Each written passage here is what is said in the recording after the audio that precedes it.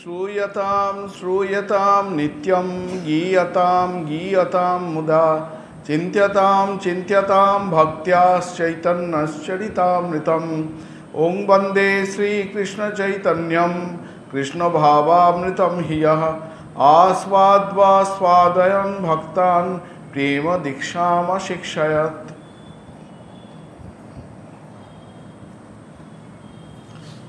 আমরা চৈতন্য চরিতামৃতের মধ্যলীলার চতুর্থ পরিচ্ছেদ পড়ছিলাম। এর আগের দিন আমরা দেখেছি, এর আগের কয়েকদিন ওই ক্ষীরচোরা গোপীনাথে মাধবেন্দ্র পুরী যে লীলা করেছিলেন সেই লীলার কথা আমরা পড়ছিলাম। বলছেন মাধবেন্দ্র পুরী যে হচ্ছেন চৈতন্য মহাপ্রভুর গুরুর গুরুর, ঈশ্বরপুরীর গুরু হচ্ছেন মাধবেন্দ্র পুরী। সেই মাধবেন্দ্র পুরী যখন শরীর যায় তখন তিনি একটি শ্লোক পড়তে পড়তে শরীর ত্যাগ করেছিলেন, যে ওই দীনদয়াদ্র নাথ হে মথুরা নাথ কদা অবলোক্যসে হৃদয়ম তদালোককাতরম দ্বৈত ভ্রাম্যতি কিং করোম্যহম। হে দীনদয়াদ্র, হে নাথ, হে মথুরানাথ, আমি কবে তোমার দর্শন পাব? হে দ্বৈত, তোমার অদর্শনে আমার হৃদয় অত্যন্ত কাতর হয়েছে, আমি কি করব বলো। এই কথা বলতে বলতে তার শরীর যায়। এবার যখন মহাপ্রভু তার সঙ্গে যারা ছিলেন তাদের কাছে এই মাধবেন্দ্র পুরীর এই গল্পটি বলছেন, বলতে বলতে যখন মাধবেন্দ্র পুরীর শরীর ত্যাগের কথা এসছে, প্রসঙ্গ এসছে, তখন স্বাভাবিকভাবেই চৈতন্য মহাপ্রভু ওই যে শ্লোক বলতে বলতে মাধবেন্দ্র পুরী শরীর ত্যাগ করেছিলেন সেই শ্লোকটি উচ্চারণ করেছেন। আর সেই শ্লোকটি উচ্চারণ করা মাত্রই মহাপ্রভুরও হাব ভাব সব পাল্টে গেছে। তিনিও মহাভাবে ভাবিত হয়ে পড়েছেন। এই শ্লোক পড়িতে প্রভু হইলা মূর্ছিত, প্রেমেতে বিবশ হইয়া পড়িলা ভূমিত। বলছেন ওই মাধবেন্দ্র পুরীজি যে শ্লোক পড়তে পড়তে শরীর ত্যাগ করেছিলেন সেই শ্লোক পড়তে পড়তে মহাপ্রভুও প্রেমেতে অবশ হয়ে পড়লেন এবং তিনি অচেতন হয়ে ভূমিতে পড়ে গেলেন। আস্তে ব্যস্তে কোলে করি নীল নিত্যানন্দ, ক্রন্দন করিয়া তবে উঠে গৌরচন্দ্র। তিনি যখন ভূমিতে পড়তে যাচ্ছেন তখন নিত্যানন্দ মহাপ্রভু হাত বাড়িয়ে তাকে ধরে নিলেন। আর মহাপ্রভুরও চেতনা ফিরে যখন এলো তখন তিনি কৃষ্ণ বিরহে ক্রন্দন করতে লাগলেন। প্রেমোন্মাদ হইল উঠি ইতি উতি ধায়, হুঙ্কার করয়ে ক্রোশে হাসে নাচে গায়। উঠে মহাপ্রভুর যখন চেতনা ফিরে এলো, কাঁদতে কাঁদতে তিনি উঠে পড়লেন। তারপর তিনি হুঙ্কার দিয়ে নৃত্যগীত শুরু করলেন, হাসছেন, কখনো গাইছেন, সব ভাবের বিভিন্ন দশা এখানে প্রকাশ হতে লাগলো। আমরা এই যে মাঝে মধ্যেই বলি যে মহাপ্রভু কৃষ্ণ বিরহে অচেতন হয়ে পড়লেন, কখনো কখনো এরকম মনে হতে পারে যে তিনি নিজেই তো স্বয়ং শ্রীকৃষ্ণ, তার আবার কৃষ্ণ বিরহ কোত্থেকে আসছে। তো এই প্রসঙ্গ বলতে গেলে আমাদের ঠাকুরের একটি কথা মনে রাখতে হবে। ঠাকুরের তখন ওই দক্ষিণেশ্বরের ওখানে রেল ছিল, সেটা পার হতে গিয়ে কি ভাবাবেশে কিছু চিন্তা করছিলেন, পড়ে গিয়েছিলেন এবং পড়ে যাওয়ার পরে হাত, ওই জন্য ঠাকুরের যে বসা ছবি দেখলে বুঝতে পারবেন একটা হাত একটুখানি বাঁকা মতো এরকম, ডান হাতটা। এবং কথামৃতে এই প্রসঙ্গ আছে যে হাতে বাড় বাঁধা আছে। বাড় বাঁধা মানে ওই আমাদের এই প্লাস্টার করে, তখনকার দিনে প্লাস্টার করতো না, ওই হ্যাঁ কাঠ দিয়ে বেঁধে দিত এ করে। তা সেই অবস্থাতে কিছুদিন ছিলেন, মাঝে মাঝে যন্ত্রণা হচ্ছে, কাঁদছেন। তারপরে ডাক্তার এসছেন, ডাক্তারকে বলছেন বাবু বড্ড যন্ত্রণা, তুমি এটা ঠিক করে দাও, আরাম করে দাও ইত্যাদি। ঠাকুর বুঝতে পারছেন যে এই নিয়ে কারো সন্দেহ হতে পারে। একদিন তিনি বলছেন এর মধ্যে দুটি আছে, একটি ভক্ত একটি ভগবান, যেটি ভক্ত তারই হাত ভেঙেছে। ঠাকুর মনে করিয়ে দিচ্ছেন। একইভাবে চৈতন্য মহাপ্রভুর ক্ষেত্রেও এই কথা সমানভাবে খাটে যে তার কৃষ্ণ, তিনি নিজেই স্বয়ং যদি কৃষ্ণ চৈতন্য হন, তার কৃষ্ণ বিরহ আসে কোত্থেকে? এইটি, এর মধ্যে দুটি আছে, একটি ভক্ত একটি ভগবান। যেটি ভক্ত সেই ভক্তই কৃষ্ণ বিরহে কাতর। এইটি হচ্ছে কথা। প্রেমোন্মাদ হইল উঠি ইতি উতি ধায়, হুঙ্কার করে ক্রোশে, হাসে নাচে গায়ে। ক্রোশে মানে হচ্ছে চিৎকার করছেন, চিৎকার করে তিনি হাসছেন, গাইছেন, কাঁদছেন। ওই দিনও বলে বারবার, ওই যে ওই দিনও দয়াদ্রনাথ হে, শ্লোকটির প্রথমে ওই দিনও শব্দটি ছিল। মহাপ্রভু বারবার ওই দিনও বলতে থাকছেন, যেন সেই রেকর্ড, পুরোনো দিনের রেকর্ড আটকে গেলে একই শব্দ বারবার হতে থাকে। মহাপ্রভু সেরকম অবস্থা। ওই দিনও বলে বারবার, কণ্ঠে না নিঃস্বরে বাণী, বহে অশ্রুধার। কখনো কখনো কণ্ঠ থেকে কোনো শব্দই বের হচ্ছে না, কেবলমাত্র চোখ দিয়ে অবিরল ধারায় অশ্রু নিপতিত হচ্ছে। কম্প স্বেদ পুলকাঙ্গ স্তম্ভ বৈবর্ণ, নির্বেদ বিষাড্য জাড্য, গর্ব হর্ষ দৈন্য। বলছেন মহাপ্রভুর মধ্যে নানা ভাব, সব এগুলোকে বলা হয় ব্যভিচারী ভাব বলা হয়। মানে বৈষ্ণব শাস্ত্রে নানা ভাবের কথা বলা আছে, সেই মধ্যে এগুলি হচ্ছে ব্যভিচারী ভাব। কি ভাব না, কম্প, কাঁপছে, থরথর করে শরীর কাঁপছে। স্বেদ, মনে হচ্ছে না গায়ের প্রত্যেকটি লোম কূপ দিয়ে পিচকিরির মতো জল বেরোচ্ছে, এই হচ্ছে স্বেদ। তারপরে হচ্ছে পুলকাঙ্গ, পুলক হলে গায়ের সমস্ত লোম খাড়া হয়ে যায়, সেই কদম ফুলের মতো হয়ে যায়, সেরকম। স্তম্ভ মানে হচ্ছে এমন মাঝে মাঝে স্তব্ধ হয়ে যাচ্ছেন, যেন মনে হচ্ছে একটা কাঠের, একটা লগ অফ উড, কাঠের একটা যেন একটা পিলার মতো, কোনো তাতে নড়াচড়া নেই। বৈবর্ণ মানে সমস্ত শরীরের রংটা পাল্টে যাচ্ছে, ফ্যাকাশে হয়ে যাচ্ছে, বিবর্ণ হয়ে যাচ্ছে। নির্বেদ, কখনো মনে হচ্ছে এই সংসারের কোনো কিছুর প্রতি তার কোনো আকর্ষণ নেই, তিনি সম্পূর্ণ উদাসীন, নির্বেদ। বিষাদ, যেন আর এই জীবন রেখে কি হবে, কৃষ্ণ প্রাপ্তি হলো না, আর এই জীবন রেখে কি হবে, এই বিষাদ। জাড্য হচ্ছে মানে প্রচণ্ড চঞ্চলতা এবং গর্ব, আমার কৃষ্ণ প্রাপ্তি হয়েছে। কারোর কোনো কিছু অপ্রাপ্ত জিনিস প্রাপ্ত হলে পরে তার মধ্যে যে আনন্দ প্রকাশিত হয়, সেই আনন্দ প্রকাশ হচ্ছে। গর্ব, হর্ষ, হ্যাঁ, এবং দৈন্য মানে দীনতার ভাব। এই নানা ভাব তার মধ্যে প্রকাশিত হচ্ছে। এগুলো সব হচ্ছে ব্যভিচারী ভাব। এই শ্লোকে উঘাড়িল প্রেমের কপাট, গোপীনাথ সেবক দেখে প্রভুর প্রেমনাট। বলছেন ওই দীননাথ, এই শ্লোক যখন পড়া হলো, তারপর মহাপ্রভুর মধ্যে নৃত্য, গীত, বিভিন্ন ব্যভিচারী ভাবের প্রকাশ ইত্যাদি দেখে মনে হচ্ছে এতক্ষণ প্রেমের যে ঘরটা, মহাপ্রভুর শরীরকে আশ্রয় করে প্রেমের যে কক্ষ, সেই কক্ষ যেন বন্ধ করা ছিল। এই শ্লোকটা পড়া মাত্রই সেই দরজা যেন খুলে গেল, ঘরের মধ্যে এই শরীরে কি আছে তা যেন প্রকাশিত হচ্ছিল না। এখন এই সমস্ত বিভিন্ন ব্যভিচারী ভাবের মধ্য দিয়ে সেই রত্নরাজি প্রকাশিত হতে শুরু করলো। এবং গোপীনাথের ওই কীর্চনা গোপীনাথ, তার যে সেবকরা ওখানে দাঁড়িয়েছিল, তারা এইসব দেখে হাঁ করে দেখতে লাগলো। প্রেমের বশে, ভগবত প্রেমের আবেশে কত কি যে একজন মানুষের শরীর এবং মনে পরিবর্তন হতে পারে, এ তাদের কল্পনারও অগোচর ছিল। লোকের সংঘট্ট দেখি প্রভুর বাহ্য হইল, ঠাকুরের ভোগ সরি আরতি বাজিল। ইতিমধ্যে অনেক লোক জমা হয়ে গেছেন, তার কারণ হচ্ছে ঠাকুরের গোপীনাথের আরতি হবে। আরতি দেখবার জন্য প্রত্যেক দিন গ্রামের লোক এসে জড়ো হতেন। সেই সব লোকের দিকে যখন মহাপ্রভুর চোখ পড়ল, তখন মহাপ্রভুর একটু যেন সম্বিত ফিরল, যে আর এরকম তো আমাকে নিজেকে এবার সংযত করতে হবে, আর এখানে করা, কারণ তাহলে গোপীনাথের সেবার অসুবিধে হবে। তিনি নিজেকে অনেকটা সংযত করে ফেললেন। তারপর যখন গোপীনাথের আরতি হলো, অন্য সব ভক্তের সঙ্গে একসঙ্গে দাঁড়িয়ে তিনিও জোড়হাতে আরতি দর্শন করে তারপর সরে গেলেন।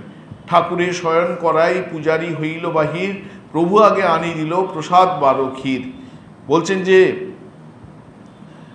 তারপর গোপীনাথের ভোগ হয়ে গেল। ভোগ হচ্ছে সেই অপূর্ব ক্ষীর, যে ক্ষীরের কথা আগে আমরা বলেছি। তা 12খানা করে হাঁড়ি দেয়া হতো। এবারে এই গোপীনাথের সেবকরা মহাপ্রভুকে দেখে এত বিস্মিত হয়েছেন, তারা বুঝতে পেরেছেন স্বয়ং ভগবান এখানে এসে আমাদের সামনে নৃত্য গীত করছেন। তারা গোপীনাথের ভোগ নামার পর গোপীনাথের আরতি সেরে, ভোগারতি সেরে 12খানা যে ক্ষীরের কলসি ছিল 12টাই এনে মহাপ্রভুর সামনে ধরে দিলেন। ক্ষীর দেখি মহাপ্রভুর আনন্দ বাড়িল, ভক্তগণে খাওয়াইতে পঞ্চক্ষীর লইল। ক্ষীর দেখে মহাপ্রভুর খুব আনন্দ হলো, তার সঙ্গেও অনেক ভক্ত আছে। ওই 12টার মধ্যে থেকে 5টা কলসি তিনি নিয়ে নিলেন, নিয়ে বললেন বাকিগুলো তোমরা নিয়ে নাও, এগুলো তোমরা নিয়ে ফিরে যাও। 7 ক্ষীর পূজারীকে বাহুরিয়া দিল, পঞ্চক্ষীর পঞ্চজনে বাটিয়া খাইল। 7টা ক্ষীরের কলসি ফিরিয়ে দিলেন, আর 5টা ক্ষীরের কলসি নিজেদের মধ্যে বন্টন করে দিয়ে নিত্যানন্দ, তারপরে এই আচার্য চন্দ্রশেখর আচার্য, শ্রীবাস, এদের মধ্যে সব বন্টন করে দিয়ে তারা নিজেরা গ্রহণ করলেন। ভক্তি দেখাইতে কইল প্রসাদ ভক্ষণ, নাম গোপীনাথ রূপে যদি করিয়াছেন ভোজন, ভক্তি দেখাইতে কইল প্রসাদ ভক্ষণ। এখানে চৈতন্য চরিতামৃতকার বলছেন যে যখন গোপীনাথকে ভোগ নিবেদন করা হয়েছে তখন এই কৃষ্ণ চৈতন্য মহাপ্রভু তো গোপীনাথের সঙ্গে অভিন্ন, ভিন্ন কোনো সত্তা নন। সুতরাং সেখানে যদি গোপীনাথ এই ক্ষীর খেয়ে থাকেন তা নিশ্চয়ই চৈতন্য মহাপ্রভুরই খেয়েছেন সেই ক্ষীর। তবুও ওই যেটা বললাম, এর মধ্যে দুটি আছে, একটি ভক্ত, একটি ভগবান। ভগবান রূপে তিনি যদিও বা গোপীনাথের সঙ্গে অভিন্ন হয়ে ক্ষীর গ্রহণ করেছেন, কিন্তু এখন যখন সেই গোপীনাথের প্রসাদ দেয়া হলো, ভক্তভাবকে আশ্রয় করে তিনি সেই ক্ষীর গ্রহণ করলেন। গোপীনাথ রূপে যদি করিয়াছেন ভোজন, ভক্তি দেখাইতে কইল প্রসাদ ভক্ষণ। নাম সংকীর্তনে সেই রাত্রি গোঙাইয়া, প্রভাতে চলিলা মঙ্গল আরতি দেখিয়া। সারা রাত নাম সংকীর্তনে কেটে গেল। গোঙাইয়া মানে হচ্ছে কাটিয়ে, সারা রাত নাম সংকীর্তনে কাটিয়ে ভোরবেলায় যখন গোপীনাথের মঙ্গল আরতি হলো, মঙ্গল আরতি দর্শন করে তারপর আবার তারা হাঁটতে শুরু করলেন। কারণ তাদের তো লক্ষ্য পুরীতে যাওয়া, শ্রীক্ষেত্রে যাওয়া, এক জায়গায় থাকলে তো হবে না। গোপাল গোপীনাথ পুরী গোসাইর গুণ, ভক্ত সঙ্গে শ্রীমুখে প্রভু করে আস্বাদন। বলছেন সেই মাধবেন্দ্র পুরী বৃন্দাবনে গোপালের সঙ্গে যে লীলা করেছিলেন, সেই মাধবেন্দ্র পুরী গোপালের কথায় শ্রীক্ষেত্রে এসে এবং তারপরে এই ক্ষীরচারা গোপীনাথে এসে গোপীনাথের সঙ্গে যেসব লীলা করেছিলেন, এই সব বর্ণনা করে মহাপ্রভু ভক্তদের যেন ধন্য করে দিলেন এবং নিজেও সেই সব লীলা আস্বাদন করলেন। এই তো আখ্যানে কহি দোহার মহিমা, প্রভুর ভক্ত বাৎসল্য আর ভক্তের প্রেম সীমা। বলছেন যে এইভাবে আমরা সেই ভক্ত ভগবানের মহিমা আমরা বর্ণনা করলাম। এর মধ্যে প্রভুর যে ভক্ত বাৎসল্য, অর্থাৎ গোপাল, প্রভুর মানে গোপালের যে ভক্ত বাৎসল্য এবং ভক্তের প্রেম সীমা। ভক্তের প্রেম সীমা মানে এখানে মাধবেন্দ্রপুরীর কথা বলা হচ্ছে। মাধবেন্দ্রপুরীর যে প্রেমের মাহাত্ম্য, দুই এইসব কাহিনীর মধ্য দিয়ে প্রকাশ পেল। ওই জন্য বলছেন শ্রদ্ধাযুক্ত হইয়া ইহা শুনে যেই জন, শ্রীকৃষ্ণ চরণে সেই পায় প্রেমধন। শ্রীরূপ রঘুনাথ পদে যা রাস, চৈতন্য চরিতামৃত কহে কৃষ্ণদাস। চৈতন্য চরিতামৃতে মধ্যখণ্ডে শ্রী মাধবেন্দ্র পুরী চরিতামৃত আস্বাদনম নাম চতুর্থ পরিচ্ছেদ, একটা পরিচ্ছেদ সমাপ্ত হলো। এবার মহাপ্রভু সাক্ষী গোপাল ছেড়ে আরও এগিয়ে চলেছেন। এই সাক্ষী গোপাল না, এটা হচ্ছে ক্ষীরচোরা গোপীনাথ গেল, এরপর তিনি সাক্ষী গোপাল যাবেন। তারপর রেমুনাতে গিয়ে আরেকটি লীলা হবে। মহাপ্রভুর হাতে দণ্ড রয়েছে, সন্ন্যাসীকে দণ্ড ধারণ করতে হয়, সেই দণ্ড মহাপ্রভুর হাতে আছে। সেই দণ্ড ভঙ্গ হবে, প্রায় একটা ঘটনা ঘটবে, সেই দণ্ড ভেঙে নিত্যানন্দ মহাপ্রভু জলে ভাসিয়ে দেবেন। সেই সব কাহিনী এখন বর্ণনা করা হচ্ছে। মহাপ্রভু এগিয়ে চলেছেন। আমরা পঞ্চম পরিচ্ছেদ শুরু করছি। পদ্ভ্যাম চলঞ্জঃ প্রতিমা স্বরূপ, ব্রহ্মণ্য দেবো হি সতাহগম্যম, দেশম যজো বিপ্রকৃতে ভূতেহম, তং সাক্ষী গোপালমহং নতোস্মি। বলছেন এখানে যে প্রতিমা স্বরূপ হয়েও যে ভগবান শ্রীকৃষ্ণ ব্রাহ্মণের উপকার করবার জন্যে সেই সুদূর বৃন্দাবন ছেড়ে এই কলিঙ্গ দেশে এসে উপস্থিত হয়েছিলেন। গল্পের মধ্যে বোঝা যাবে, কাহিনীর মধ্যে বোঝা যাবে কি বলা হচ্ছে। সেই অদ্ভুত লীলা সাক্ষী গোপালকে আমি প্রণাম করছি। এখানে প্রায় প্রত্যেকটি চৈতন্য চৈতামৃতের যে মঙ্গলাচরণ শ্লোক, সব জায়গাতেই প্রায় চৈতন্য মহাপ্রভুকে প্রণাম করা হয়। কয়েকটি ব্যতিক্রম আছে, তার মধ্যে এটাও একটি ব্যতিক্রমী মঙ্গলাচরণ। এখানে সাক্ষী গোপালকে প্রণাম করে, এই মঙ্গলাচরণের মধ্য দিয়ে প্রণাম করে এই চ্যাপ্টারটি শুরু হচ্ছে। জয় জয় শ্রীচৈতন্য, জয় নিত্যানন্দ, জয় অদ্বৈত চন্দ্র, জয় গৌর ভক্ত বৃন্দ। চলিতে চলিতে আইলা জাজপুর গ্রামে, বরাহ ঠাকুর দেখি করিল প্রণামে। মহাপ্রভু রেমুনা থেকে আস্তে আস্তে হাঁটতে হাঁটতে জাজপুরে এসে পৌঁছালেন। জাজপুর আপনারা জানেন যে পুরীতে আমাদের এই কোঠার আছে, কোঠার আশ্রম ভদ্রক, ওখান থেকে যাওয়া যায় গাড়িতে করে, খুব বেশি নয়, কত 28-30 কিলোমিটারের মধ্যে হবে।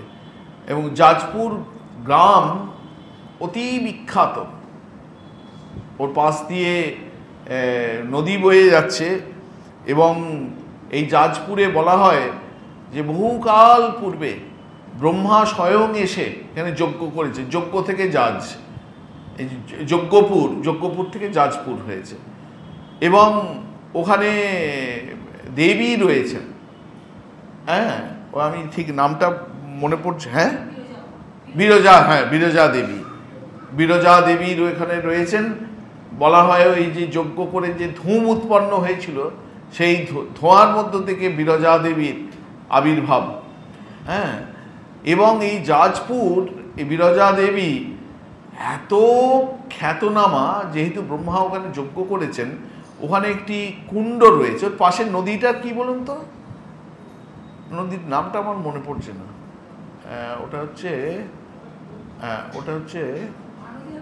হ্যাঁ, মহানদী না, ওটা হচ্ছে, আমার একদম মাথা থেকে চলে গেল। এটা হচ্ছে, যাই হোক, পরে মনে পড়লে বলবো। ওইখানে একটা, যেমন গয়াতে পিণ্ড দেয়া যায়, যেমন বৃন্দাবনে পিণ্ড দেয়া যায়, সেরকম এই জাজপুরে বিরজা দেবীর মন্দিরও হচ্ছে, ওখানে পিণ্ড দেয়া যায়। ওখানে কত যে অসংখ্য মহাদেবের লিঙ্গ রয়েছে, হ্যাঁ, প্রত্যেকটি মানে বলা হচ্ছে ওখানকার প্রত্যেকটি ধূলিকণা হচ্ছে মহাদেবের একটি বিগ্রহ। ওখানে জাজপুর খুব পবিত্র জায়গা, খুব পবিত্র। এবং ওখানে একটা, হ্যাঁ হ্যাঁ হ্যাঁ হ্যাঁ হ্যাঁ হ্যাঁ হ্যাঁ হ্যাঁ হ্যাঁ হ্যাঁ হ্যাঁ সেই ওর নদীর নামটা হচ্ছে, যাকে আমার মনে পড়ছে না এই মুহূর্তে, মাথায় এলেও চলে গেল এটা। তার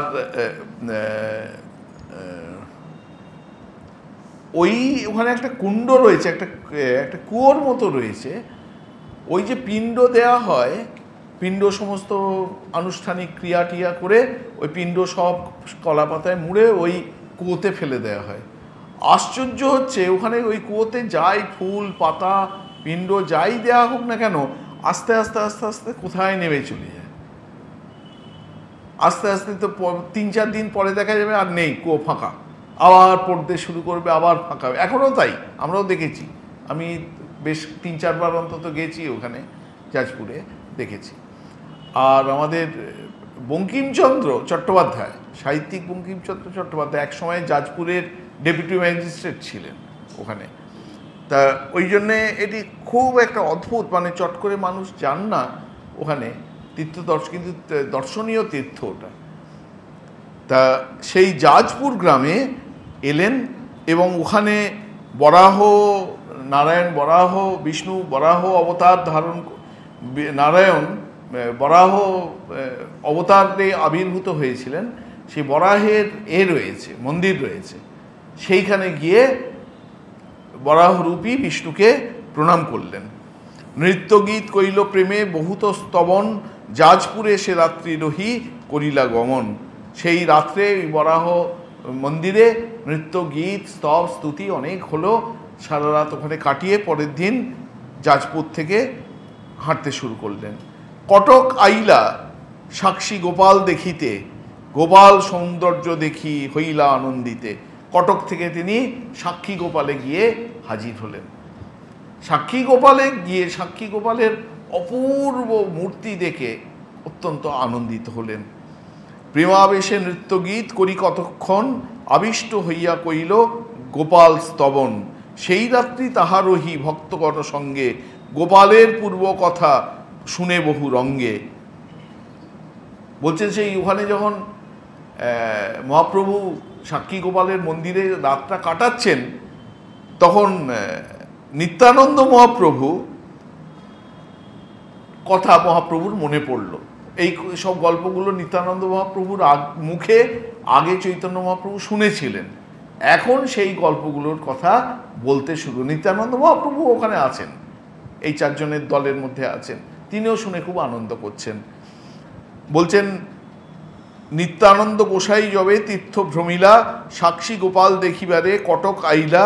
সাক্ষী গোপালের কথা শুনিল লোক মুখে, সেই কথা প্রভু আগে কহে মহাসুখে। ও না, এখন নিত্যানন্দ মহাপ্রভু সেই সাক্ষী গোপালের গল্প বলতে শুরু করলেন, চৈতন্য মহাপ্রভু শুনছেন। এবং নিত্যানন্দ মহাপ্রভু এর আগে যখন পরিব্রাজক অবস্থায় ঘুরতে ঘুরতে এই সাক্ষী গোপালে এসেছিলেন, তখন এই সব গল্পগুলো উনি শুনে গিয়েছিলেন। সেই জন্য এখন তিনি ওই সব কথা এখন বলছেন যে কেন এইটাও তো শ্রীকৃষ্ণ মূর্তি, গোপাল মূর্তি, কিন্তু তার নাম সাক্ষী গোপাল কেন হলো, সেই সব কাহিনীর কথা বলতে শুরু করলেন। গল্পটা এই রকম। পূর্বে বিদ্যানগরের দুই তো ব্রাহ্মণ, তীর্থ করিবারে দোহে করিলা গমন। গয়া বারাণসী আদি প্রয়াগ করিয়া, মথুরা আইলা দোহে আনন্দিত হইয়া। অনেক দিন আগেকার এটা ঘটনা। বলছেন দুইজন ব্রাহ্মণ, তারা এই বিদ্যানগর গ্রামেই সাক্ষী গোপাল অবস্থিত। সেই গ্রামের দুই ব্রাহ্মণ, তখনও মন্দির ছিল না, তখন এই সাক্ষী গোপালের মন্দির ছিল না, হয়নি, বিগ্রহ ছিল না।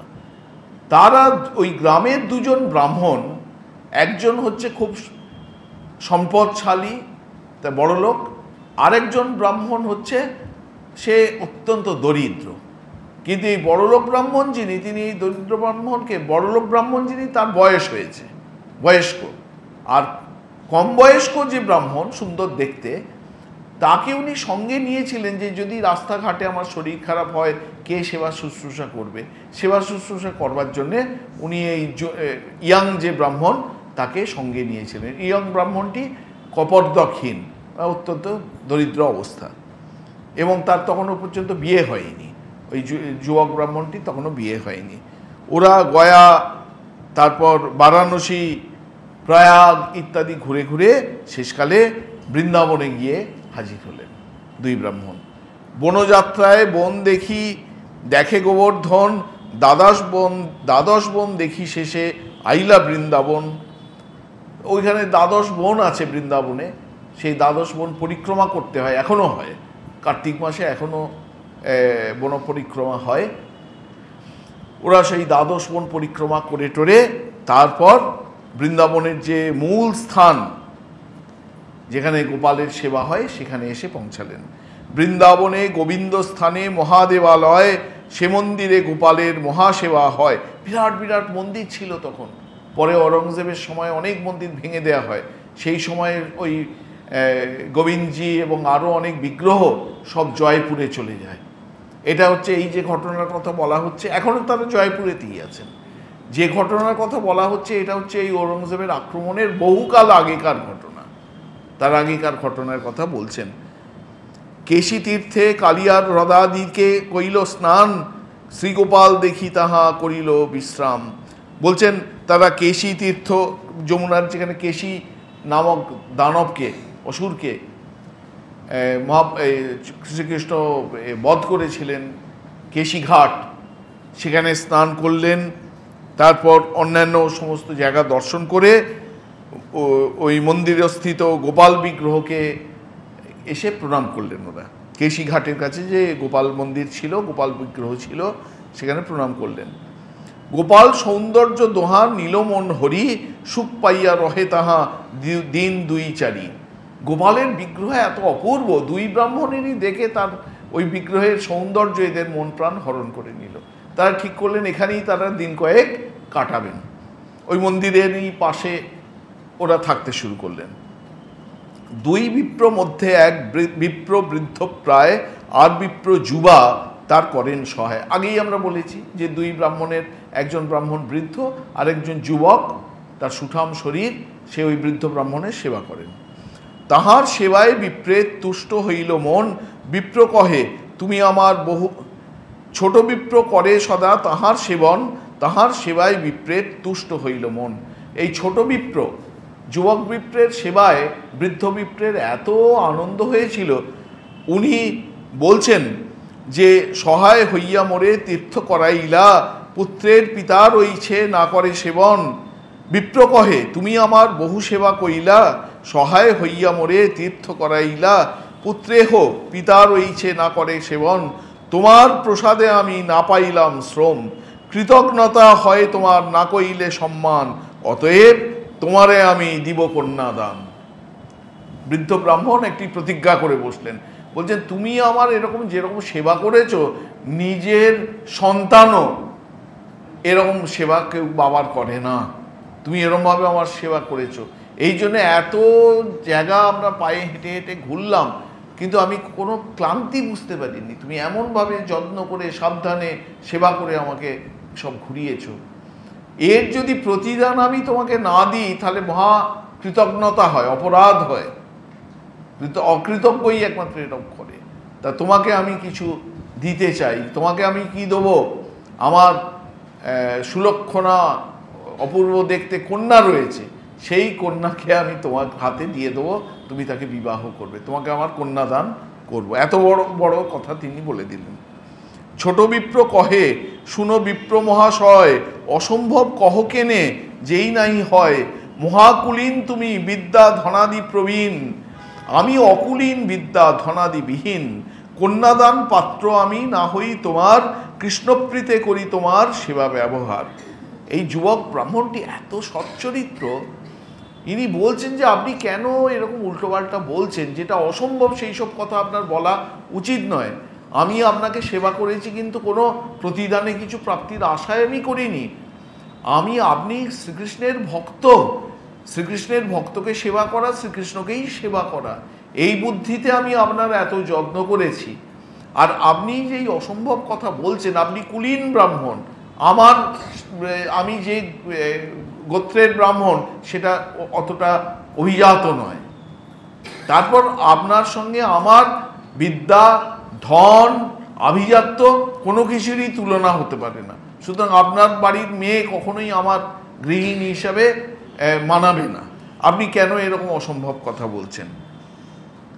ব্রাহ্মণ সেবায় কৃষ্ণের প্রীতি বড় হয়, তাহার সন্তোষে ভক্তি সম্পদ বার হয়।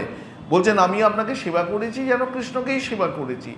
ব্রাহ্মণকে সেবা করলে, গো ব্রাহ্মণ এদের সেবা করলে শ্রীকৃষ্ণ অত্যন্ত প্রীত হন, সেই জন্য আমি আপনার সেবা করেছি। আমার কোনো এখানে প্রাপ্তির কোনো আকাঙ্ক্ষা নেই। বড় বিপ্র কহে তুমি না করো সংশয়, তোমাকে কন্যা দিব আমি করিল নিশ্চয়। এই বুড়ো ব্রাহ্মণ এতই মোহিত হয়ে গেছেন, বলছেন না, কোনো কথা শুনবো না, আমি তোমাকে কন্যা দেব বলে একবার যখন মুখ দিয়ে কথা বেরিয়ে গেছে, এটা আমি করেই তবে ছাড়বো। শুধু আমাদের ফিরে যেতে দাও, তোমার আমি বিবাহ দেব নিজের কন্যার সঙ্গে। ছোট বিপ্র কহে তোমার স্ত্রীপুত্র সব, বহু জ্ঞাতি গোষ্ঠী তোমার বহুত বান্ধব, তা সভার সম্মতি বিনে নহে কন্যাদান, রুক্মিণীর পিতা ভীষ্মক তাহার প্রমাণ। ইনি বলছেন, এই ছোট ব্রাহ্মণ বলছেন যে এটা একটা অসম্ভব কথা আপনি বলছেন। আপনি না হয় ঠিক আছে, আমি মেনে নিলাম আপনার সৎ ইচ্ছা আছে, আপনি আমাকে আপনার কন্যাকে দেবেন, কিন্তু আপনার পুত্ররা রয়েছে, আপনার স্ত্রী রয়েছে, আপনার জ্ঞাতি গোষ্ঠী অসংখ্য রয়েছে, তারা আমি অকুলীন, অভিজাত নয়, বিদ্যা ধনহীন, এরকম পথের ভিখিরিকে নিজের মেয়েকে দেয়া, কে মেনে নেবেন এটা? তারা কখনোই এসব মেনে নেবেন না। তখন ভীষ্মকের ইচ্ছা কৃষ্ণে কন্যা সমর্পিতে, পুত্রের বিরোধে কন্যা নারিলেন দিতে, এই সব পুরাণের সব কাহিনী বলতে শুরু করলেন। এই যে যদিও এর ইচ্ছে ছিল, একজন রাজার ইচ্ছে ছিল, কিন্তু তার আত্মীয় স্বজন বিরোধিতা করায় তিনি তার নিজের সংকল্প রক্ষা করতে পারেননি। তাকে মিথ্যা কথার বললে যে দোষ হয়, সেই দোষ পেতে হয়েছিল। আপনিও সেই দোষ তো প্রাপ্ত হতে যাচ্ছে। কেন উল্টো, যেটা পারবেন না, সম্ভব নয়, সেই কথা কেন আপনি এরকম সংকল্প করছেন?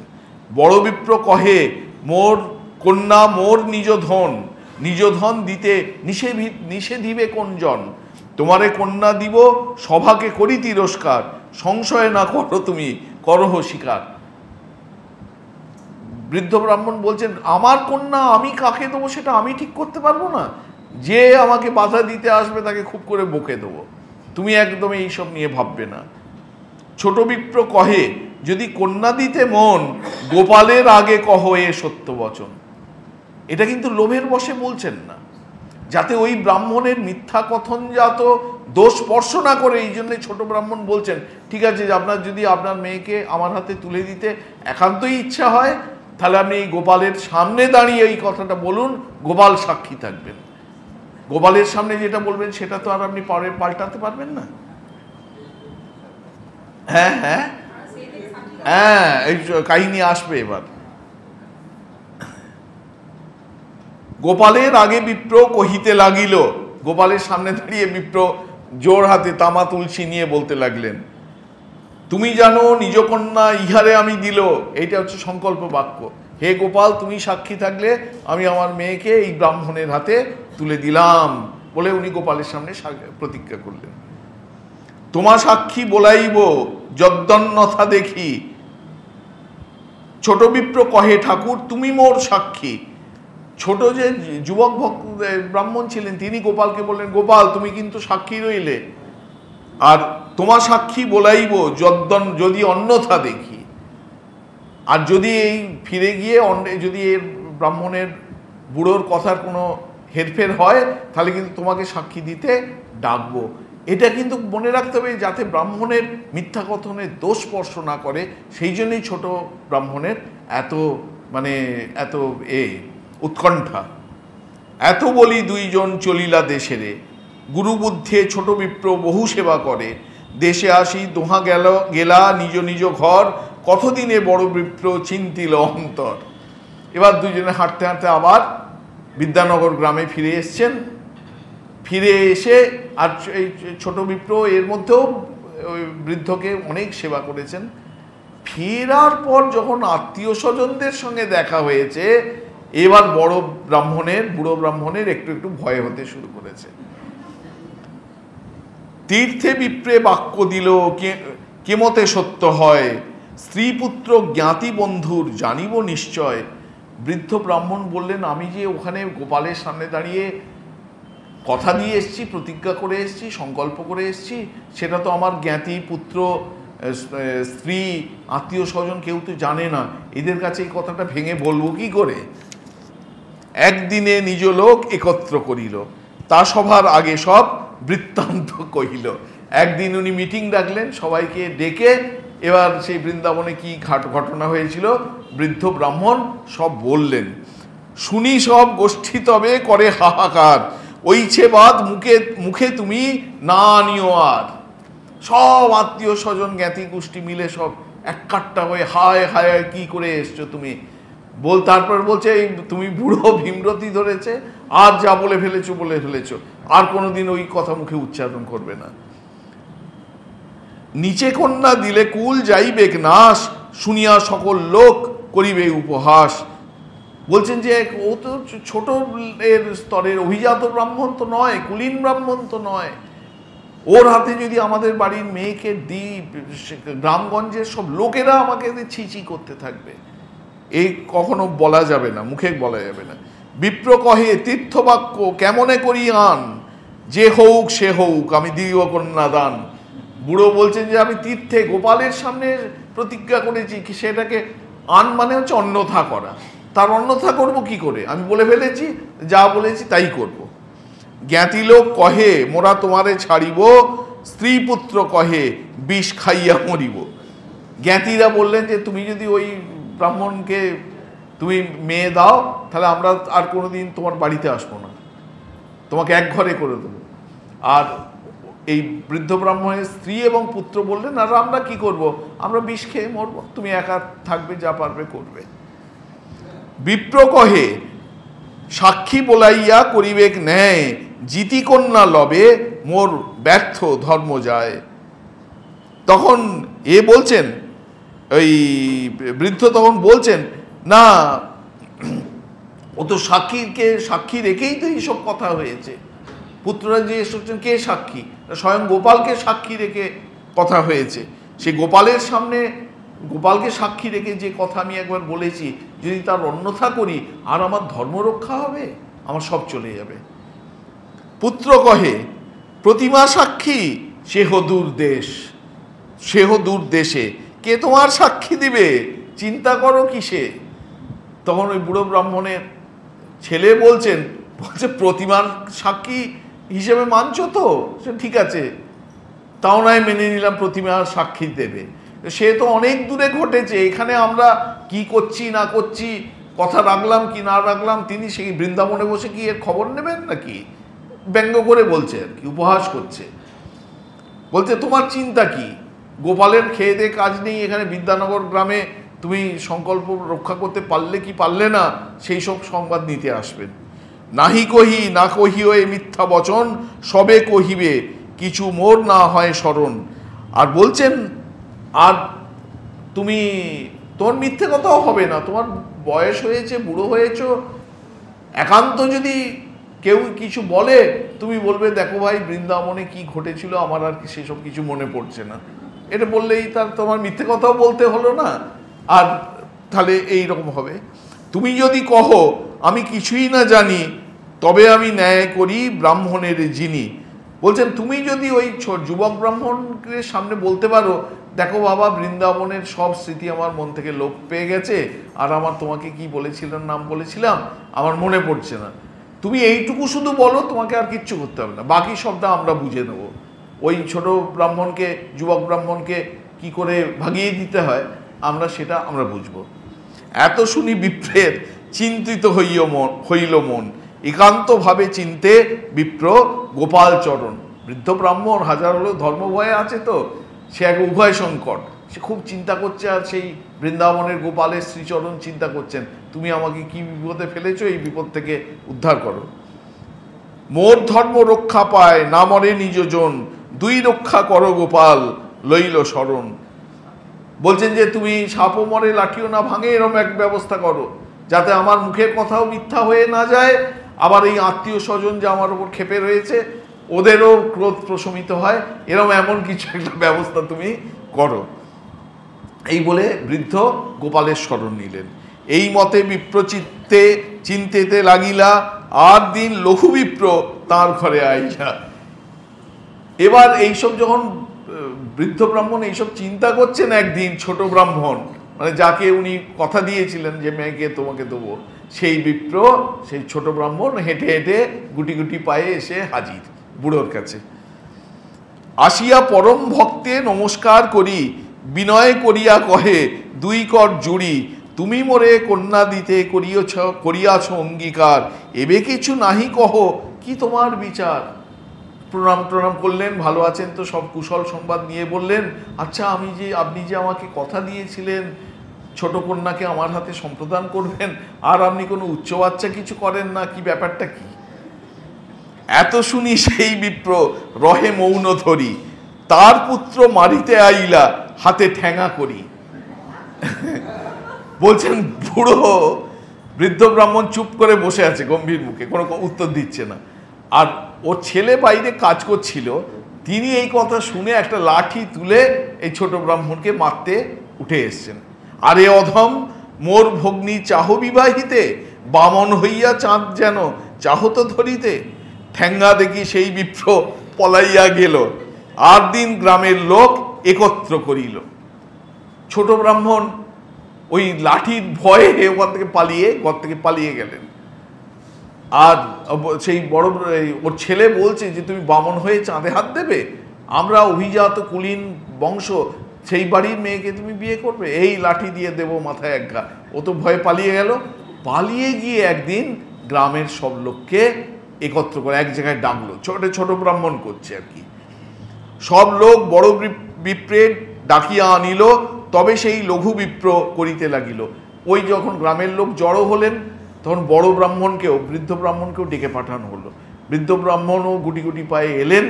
তখন ছোট ব্রাহ্মণ বলছেন, যুবক ব্রাহ্মণ বলছেন, ইহ মোরে কন্যা দিতে করিয়াছে অঙ্গীকার, এবে কন্যা নাহি দেন, কি হয় বিচার। তবে সেই বিপ্রেরে পুছিল সর্বজন, কন্যা কেনে নাই না দেহ, যদি দিয়াছ বচন। গ্রামের লোক তখন বৃদ্ধ ব্রাহ্মণকে বলছেন, আচ্ছা আপনি সত্যি কথা দিয়েছেন, তা কথাই যদি দিয়েছেন এখন কথা রক্ষা করছেন না কেন? বিপ্র কহে, শুনলোক মোর নিবেদন, কবে কি বলিয়াছি কিছু না হয় স্মরণ। বৃদ্ধ ব্রাহ্মণ বলছেন যে শোনো, আমি কবে কি বলেছি আমার কিচ্ছু মনে পড়ছে না। এত শুনি তার পুত্র বাকছল পাইয়া প্রগলভ হইয়া কহে সম্মুখে দাঁড়াইয়া। পুত্র বুঝে গেছে যে বাবা আমার কথা রেখেছে, বাবাকে যেমনটি শিখিয়েছিলাম তেমন মতো কাজ করেছে। পুত্র এবার দাঁড়িয়ে বলতে শুরু করলেন, তীর্থযাত্রায় পিতা সঙ্গে ছিল বহু ধন, ধন দেখি এই দুষ্টের লইতে হইল মন, আর কেহ সঙ্গে নাহি, সবে এই একল, ধুতুরা খাওয়াইয়া বাপে করিল পাগল। এবার মিথ্যে কথা বলছে ওই বৃদ্ধ ব্রাহ্মণের ছেলে, বলছেন দেখো আমার বাবার সঙ্গে অনেক ধন সম্পদ ছিল, এই বেটা এই বাবার ধন সম্পদ দেখে লোভে পড়ে বাবাকে একদিন ধুতরোর বীজ খাইয়ে, পরিমাণ মতো ধুতরোর বীজ খাইয়ে পাগল করে দিয়েছিল। সেই পাগল অবস্থায় বাবা কি বলেছে না বলেছে সেই কথাটা কি এখন মান্যতা দেয়া হবে? ধুতুরা খাওয়াইয়া বাপে করিল পাগল, সব ধন লইয়া কহে চোরে লইল ধন, কন্যা দিতে চাহিয়াছে উঠাইল বচন। আর বাবা যখন ফিরে এলেন তার সঙ্গে এক পয়সাও নেই, সব বেটা ও লুণ্ঠন করেছে। আর এখন কি না বলছে বাবা ওকে কথা দিয়ে এসেছিলেন, প্রতিজ্ঞা করেছিলেন যে আমাদের বাড়ির মেয়েকে ওর হাতে দেবেন। তুমি সব লোক কহ করিয়া বিচারে, মোর পিতার কন্যা দিতে যোগ্য কি হারে। তো আপনারাই তো আছেন, আপনারা বলুন আমাদের বাড়ির মেয়েকে এর মতো একটা মানে চালচুলোহীন লোকের হাতে কি তুলে দেয়া যায়? এত শুনি লোকের মনে হইল সংশয়, সম্ভবে ধনলোভে লোক ছাড়ে ধর্ম ভয়। লোভ মানুষ হতেও পারে, ধন সম্পত্তির লোভ কে না সম্বরণ করতে পারে। ধনলোভে বেটা এইসব করেছে, ধুধরা খাইয়ে সব লুণ্ঠন করে আর এই মিথ্যে কথা এসে বলছে। তবে ছোট বিপ্র কহে শুনো মহাজন, ন্যায় জিনিবারে কহে অসত্য বচন। ছোট ব্রাহ্মণ কিন্তু তখন তার ধর্মপথে সে বলছে আপনারা সবাই শুনুন, এরা সব এখন মিথ্যে কথা বলছে। এই বিপ্র মোর সেবায় তুষ্ট যবে হইলা, তোরে আমি কন্যা দিব আপনে কহিলা, তবে আমি নিষেধিল শুনো দ্বিজ বর, তোমার কন্যার যোগ্য নহি মুই বর। কাহা তুমি পণ্ডিত ধনী পরমকুলীন, কাহা মুই দরিদ্র মূর্খ নীচ কুলহীন। তবু এই বিপ্র মোরে কহে বারবার, তোমারে কন্যা দিলু তুমি করহ স্বীকার। তবে মুই কহিলু শুনো দ্বিজ মহামতি, তোমার স্ত্রীপুত্র জ্ঞাতির না হবে সম্মতি, কন্যা দিতে নারিবে হবে অসত্য বচন। পুনরপি কহে বিপ্র করিয়া যতন, কন্যা তোরে দিলু দ্বিধা না করিহ চিতে, আত্মকন্যা দিব কে বা পারে নিষে দিতে। তবে আমি কহিলাম দৃঢ় করি মন, গোপালের আগে কহ এ সত্য বচন। তবেই হো গোপালের আগে তো কহিল, তুমি জানো এই বিপ্রে কন্যা আমি দিল। তবে আমি গোপালের সাক্ষী করিয়া করিনু তাহার পদে মিনতি করিয়া, যদি মোরে এই বিপ্র না করে কন্যা দান, সাক্ষী বলাইব তোমা হইও সাবধান। এই বাক্যে সাক্ষী মোর আছে মহাজন, যার বাক্য সত্য করি মানে ত্রিভুবন। পুরো গল্পটা ছোট ব্রাহ্মণ বললেন। আমি বারবার করে ওকে বলেছিলাম আপনি এইসব কথা বলবেন না, আপনি মানলেও আপনার জ্ঞাতি গোষ্ঠী পুত্র স্ত্রী এরা মানবে না, তার সত্ত্বেও উনি জোর করে করেন। তখন আমি বলি আপনি ব্রাহ্মণ, আপনার মুখের কথা যাতে মিথ্যা না হয়, আপনি সাক্ষী রেখে এটা করুন। উনি বলেন ঠিক আছে আমি গোপালের কাছে সাক্ষী দিয়ে বলছি, প্রতিজ্ঞা করছি। তো গোপালকে সাক্ষী রেখে এসব কথা বলা হয়েছে। তবে বড় বিপ্র কহে এই সত্য কথা, গোপাল যদি সাক্ষী দেন আপনে আসি হেতা। তখন বড় বিপ্র তার আবার সব স্মৃতি ফিরে এসছে। ইনি বলছেন হ্যাঁ এই যা বলছে সব ঠিক বলেছে, তাহলে গোপালকেই ডাকা হোক এখানে। গোপাল যখন সাক্ষী, গোপালকে সাক্ষী মেনে যখন এসব কথা হয়েছে, তাহলে গোপাল আসুন এখানে, তিনি এসে সাক্ষী দিলে তো মিটে যায়। তবে কন্যা দিব এই জানিহ নিশ্চয়, তার পুত্র কহে ভালো এই বাত হয়। তা তখন বড় ব্রাহ্মণ, বুড়ো ব্রাহ্মণ বললেন যে যদি গোপাল সাক্ষী দেন তাহলে তারকে কন্যা দেবো। আর পুত্র, এখন পুত্র তো জানে এটা অসম্ভব কথা, গোপালের খেয়ে দিয়ে কাজ নেই, বৃন্দাবন থেকে এখানে এসে সাক্ষী দিতে আসবেন। বললেন হ্যাঁ, তাতে এখন আমাদেরও কোনো আপত্তি নেই, গোপাল আসুক। এতে বড় বিপ্রের মনে কৃষ্ণ বড় দয়াবান, অবশ্য মোর বাক্য তেহ করিবে প্রমাণ। পুত্রের মনে প্রতিমা না আসিবে সাক্ষী দিতে, এই বুদ্ধে দুইজনা হইল সম্মিতে। বলছেন বড় ব্রাহ্মণের কৃষ্ণ ভক্তি কিন্তু এতটুকু হ্রাস পায়নি। তিনি জানেন যে কৃষ্ণ বড় দয়ালু, তিনি ভক্তকে নিশ্চয়ই রক্ষা করবার জন্য সাক্ষী দিতে আসবেন। আর তার ছেলে মনে করছে সে তো প্রতিমা, বিগ্রহ, বিগ্রহের খেয়ে যে কাজ নেই, তিনি সাক্ষী দিতে আসবেন, ওটা কখনোই হবে না। সুতরাং এ নিয়ে ভেবে কোনো লাভ নেই, আসুক না সাক্ষী দিতে।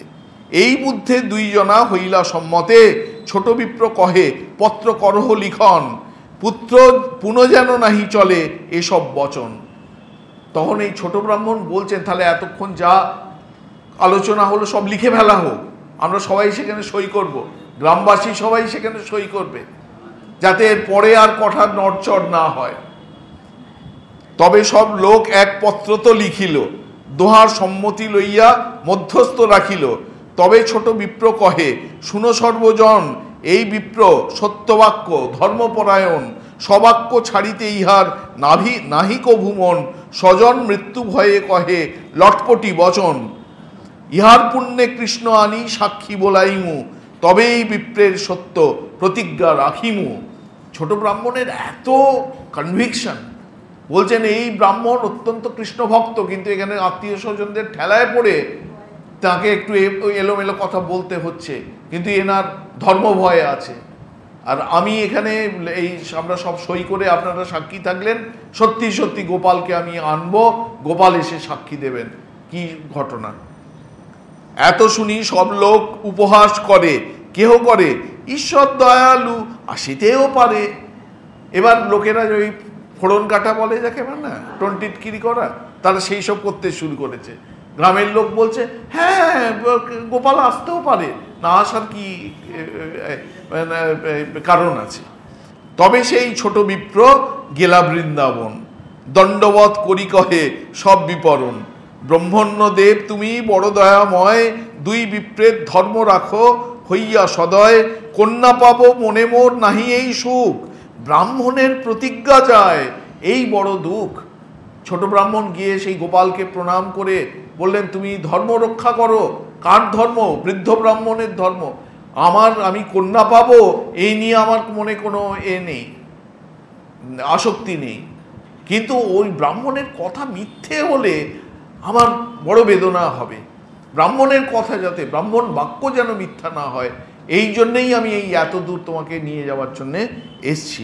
এত জানি তুমি সাক্ষী দেহ দয়াময়, জানি সাক্ষী না দেয় যেই তার পাপ হয়। আমি জানি যে সাক্ষী প্রতিজ্ঞা করেও সেই প্রতিজ্ঞা রক্ষা করে না, তার পাপ হয়। তোমার সামনে সাক্ষী দেয়া হয়েছে, তুমি যদি সেই তোমার প্রতিজ্ঞা রক্ষা না করো তাহলে তোমাকেও পাপ স্পর্শ করবে। কৃষ্ণ কহে বিপ্র তুমি যাহো সব ভবনে, সভা করি আমা তুমি করিহ স্মরণে। আবির্ভাব হইয়া আমি তাহা সাক্ষী দিব, প্রতিমা স্বরূপে তাহা যাইতে নারিব। বলছেন যে ভগবান তখন ছোট ব্রাহ্মণকে বলছেন, এই ব্রাহ্মণ তুমি ফিরে যাও, তুমি লোক ডাকো, মিটিং করো, সেখানে তুমি মনে মনে আমাকে স্মরণ করে আমাকে সাক্ষী দেওয়ার জন্য বলবে।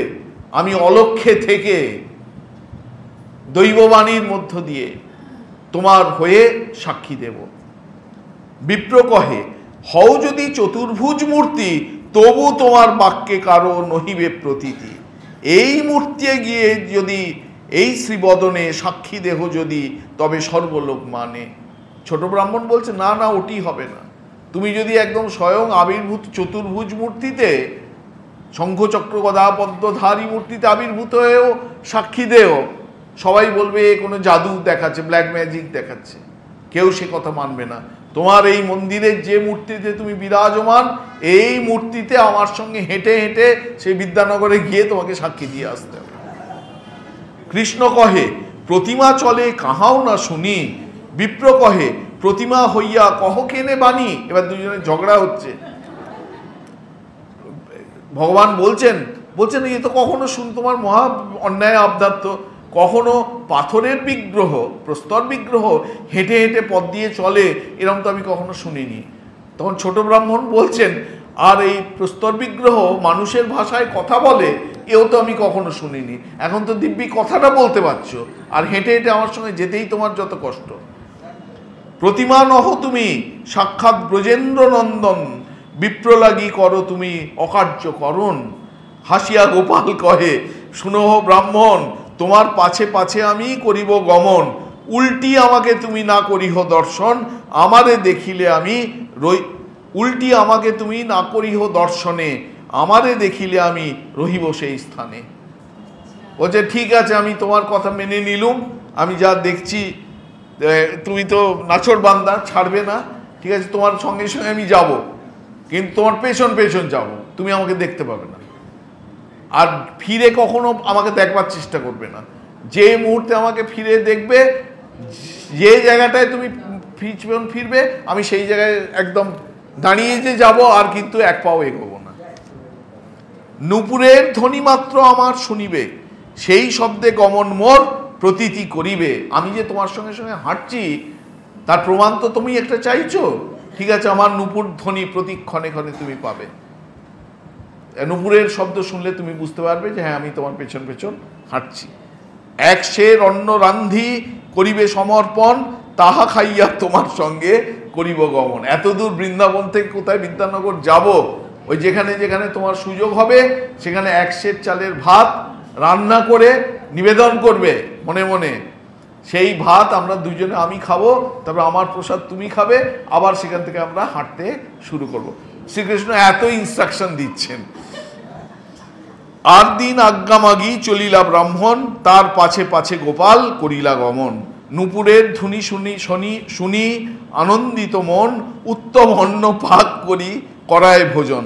এই মতো চলি বিপ্র নিজ দেশে আইলা, গ্রামের নিকট আসি মনেতে চিন্তিলা।